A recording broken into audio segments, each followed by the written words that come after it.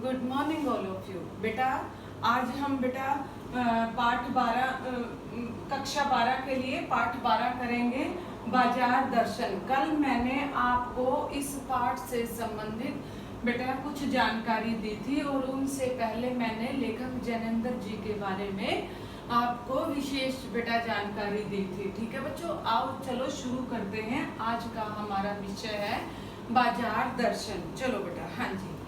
एक बार की बात कहता हूँ, मित्र बाजार गए तो थे, कोई एक मामूली चीज लेने पर लौटे तो एकदम बहुत से बंडल पास में थे। मैंने कहा कि यह क्या है? बोले यह तो साथ थी। बोले जो साथ थी वो ही लेकर आई है। उनका आशय क्या है? उनकी पत्नी की महिमा है। उस महिमा का मैं कायल हूँ। आदि काल से इस विषय में पति पत्नी की ही प्रमुखता प्रमाणित दिखाई देती है, यानी कि पति से अधिक पत्नी की प्रमुखता अधिक दिखाई देती है। यह व्यक्तित्व का प्रश्न नहीं, स्त्रीत्व का प्रश्न है। स्त्री माया न जोड़े तो क्या मैं जोड़ूं? फिर भी सच सच है, और वह यह कि इस बात में पत्नी की ओट ली जाती है।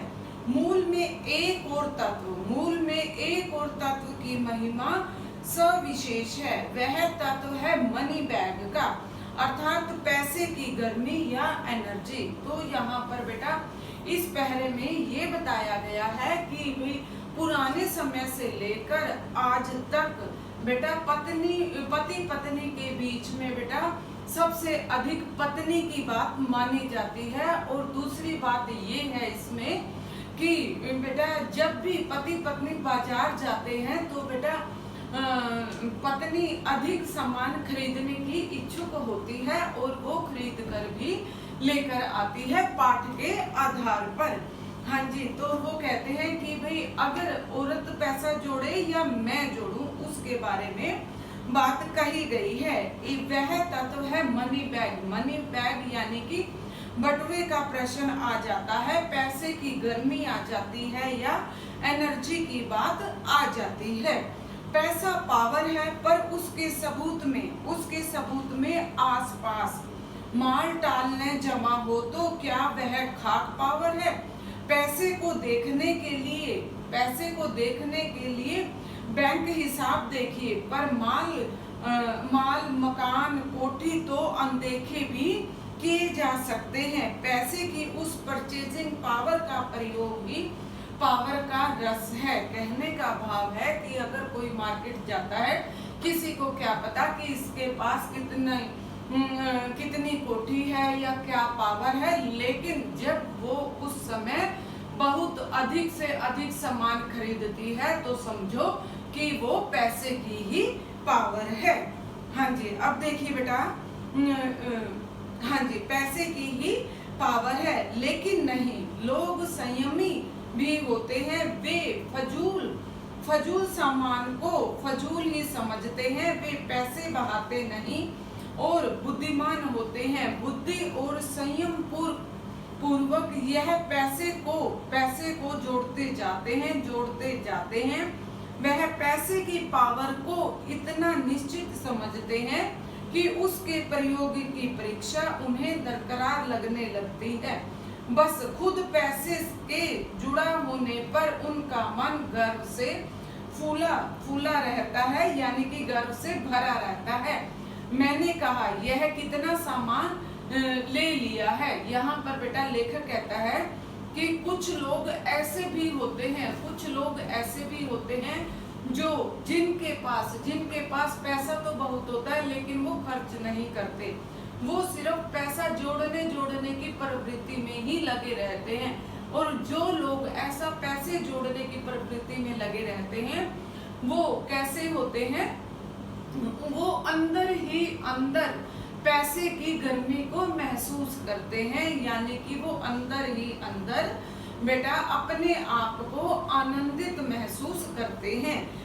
हर किसी का अपना शौक होता है। कुछ लोग परचेजिंग में ज्यादा पैसे लगाते हैं, यानी कि खर्च करने में यकीन करते हैं। कुछ जोड़ने में यकीन करते हैं, कुछ सोचते हैं हाँ कुछ जुड़ जाए, कुछ खर्च हो जाए। हर व्यक्ति की अपनी प्रवृत्ति है, लेकिन यहाँ पर लेखक हमें बाजार के दर्शन करवा रहा है। हाँ जी, मैंने कहा यह कितना सामान ले आए। मित्र ने सामने से मनी बैग फैला दिया और कहा ये देखो सब उड़ गया, अब तो रेल टिकट के लिए भी बचा हो। भाई क्या पता रेल की टिकट के लिए भी बचा है क्या नहीं। मैंने तब तय माना कि और पैसा होता और सामान आता। वह सामान जरूरत की तरफ देखकर नहीं आया, अपनी परचेजिंग पावर के अनुपात से आया है। कहने का भाव है कि जब वो मार्केट में जब जाता है अपनी पत्नी के साथ, उसकी पत्नी कहती है कि ये भी ले लो ये भी ले लो। वो कहता है कि भाई जरूरत के हिसाब से कोई भी सामान नहीं खरीदा गया है, सिर्फ ये परचेजिंग किस लिए की गई, मनी बैग से, मनी बैग के हिसाब से कि भाई हाँ हम परचेजिंग पावर में यकीन रखते हैं, हमारे पास इतने पैसे और हमने लौटा देने हैं। लेकिन ठहरिए, इस सिलसिले में एक और भी महत्व का तत्व है जिसे नहीं भूलना चाहिए। उसका भी इस कर्तव्य से बहुत कुछ हाथ है। वह महत्व है बाजार। मैंने कहा यह इतना कुछ नाहक ले आए यानी कि फजूल में ही खर्च कर दिया है। मित्र बोले कुछ न पूछो, बाजार है कि शैतान का जाल है। ऐसा सजा कर माल रखते हैं कि बेहया ही हो जो न फंसे। कहने का भाव है कि बाजार हमें लालायित करता है, बाजार हमें लालायित करता है यानी कि हमें अपनी ओर आकर्षित करता है कि भाई हम उसके चंगुल में फंस जाएं। एक से एक सुंदर चीज वो सजाकर ऐसे रखते हैं कि ये भी खरीद लो और ये भी खरीद लो। इस पाठ के जरिए बेटा मुझे गांधी जी का पाठ याद आता है। गांधी जी ने उपभोक्तावाद की संस्कृति के बारे में बताया था कि लोग कई बार क्या होते हैं कि बहुत अधिक शोषेबाजी दिखाने के लिए भी वो चीजें खरीदते हैं। वो अपने आप को बहुत अधिक ऊंचा दिखाने के लिए बेटा वो बहुत सारी लग्जरी चीजें खरीद लेते हैं। ये बेटा कहानी उनसे कुछ मिलती जुलती है। हाँ जी, अब देखिए बेटा, हाँ जी, बाजार को सजा कर लगाते हैं। मैंने मन में कहा ठीक, बाजार आमंत्रित करता है, आओ मुझे लूटो और लूटो। यहाँ पर कहने का भाव क्या है कि बाजार में चले तो जाओ, बस वो तो ये कहेगा कि हाँ इनको लूट लो बस जितना हो सके। सब भूल जाओ, मुझे देखो, मेरा रूप और किसके लिए है, मैं तुम्हारे लिए हूँ। नहीं कुछ चाहते हो तो भी देखने में क्या हर्ज है। अजी आओ भी, इस आमंत्रण में यह खूबी है कि आग्रह नहीं, आग्रह तिरस्कार जगाता है, लेकिन ऊंचे बाजार का आमंत्रण मूक होता है और उससे चाह जगती है। चाह मतलब अभाव। यहाँ पर कवि साथ के साथ बेटा व्यंग्यपूर्ण वाणी भी बोल रहा है। वो कहता है चाह मतलब अभाव, यानी कि वो कहता है कि भाई बाजार में इतने सुंदर तरीके से वो सजा कर रखते हैं कि हर किसी का मन करता है। और जब वो सजा कर रखते हैं तो वो ग्राहक को अंदर बुलाने के लिए वो कहते हैं कि क्या देखने का थोड़ी पैसा लगता है, आप एक बार देखो तो सही, देखने का तो कोई पैसा नहीं लिया जा रहा ना। तो इस प्रकार से बेटा सभी को ललचाया जाता है, और जब हमारा मन ललचाने लगता है तो हम खरीदने के लिए बाध्य हो जाते हैं। चाह मतलब अभाव। चौक बाजार में खड़े होकर आदमी को लगने लगता है कि उसके पास काफी नहीं है, और चाहिए, और यहाँ कितना परिमित है और यहाँ कितना अतुलित है। ओहो, यहाँ पर कहते हैं कि भाई यहाँ पर तो ऐसी चीजें हैं कि भाई हर किसी का देखकर खरीदने का ही मन करता है। कोई अपने को न जाने तो बाजार का यह चौक उसे कामना से विकल बना छोड़े। विकल क्यों? पागल। असंतुष्ट, तृष्णा, ईर्ष्या से घायल कर मनुष्य को सदा के लिए बेकार बना डालता है। कहने का भाव क्या है कि जब वो सुंदर सजी हुई चीजों को देखता है मनुष्य, तो उसके मन में असंतोष का भाव प्रकट हो जाता है। कभी तृष्णा जागती है, तृष्णा यानी कि उसको पाने की चाहत, या फिर ईर्ष्या। ईर्ष्या घायल कर मनुष्य को सदा के लिए वह बेकार बना डालती है, यानी कि उसके मन में वो जो चीजें लुभा रही होती हैं उनको खरीदने की चाहत पैदा हो जाती है। एक और मित्र की बात है, वह दोपहर के पहले के गए बाजार से कहीं शाम को वापस आए तो खाली हाथ। देखो वो अपने एक मित्र की और बात कहते हैं। ठीक है बच्चे।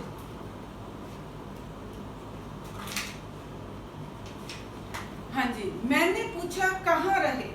बोले बाजार देखते रहे। मैंने कहा बाजार तो देखते क्या रहे? बोले क्यों बाजार? तब मैंने कहा लाए तो कुछ नहीं। वे बोले हाँ, पर यह समझ न आता कि मैं क्या तो खरीदूं और क्या न लूं। सभी कुछ तो लेने को जी होता है, कुछ लेने का मतलब था शेष सब कुछ छोड़ देना, पर मैं कुछ भी नहीं छोड़ना चाहता था। इससे मैं कुछ भी नहीं ले सका। यानी कि एक व्यक्ति का, अपने एक मित्र का उदाहरण देते हुए जैनेन्द्र कुमार जी कहते हैं कि जब वो बाजार गए तो वो खाली हाथ ही लौट आए। वो कहते हैं खाली हाथ तो वो लौट आए। उन्होंने पूछा कि भाई आप खाली हाथ क्यों आ गए? तो उन्होंने कहा कि भाई बाजार में इतनी चीजें थी लेने के लिए, मेरी हर एक चीज लेने का, खरीदने का मन कर रहा था, पर मैं कुछ भी नहीं छोड़ना चाहता था, इससे मैं कुछ भी नहीं ले सका। यानी कि कभी तो उसका मन इधर खरीदने का कर रहा होगा, कभी इधर से चीज खरीदने का, कभी इधर से। इस प्रकार वो इन चक्कर में वो कोई भी चीज नहीं खरीद पाया, लेकिन उसको अच्छी बहुत लग रही थी। मैंने कहा खूब, पर मित्र की बात ठीक थी।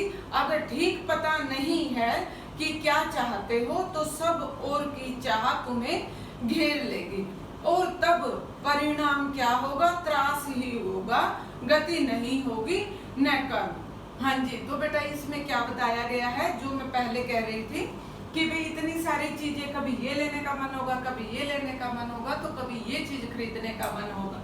तो वो सोच रहा होगा कि भाई इसके चक्कर में वो दूसरी चीज रह गई, इसके चक्कर में ये भी चीज रह गई। पर मित्र की बात ठीक थी। हाँ जी, बाजार एक जादू है। वह जादू आंख की राह काम करता है। वह रूप का जादू है, पर जैसे जैसे चुंबक का जादू लोहे पर चलता है, वैसे ही इस जादू की भी मर्यादा है। जेब भारी हो और मन खाली, ऐसी हालत में जादू का असर खूब होता है।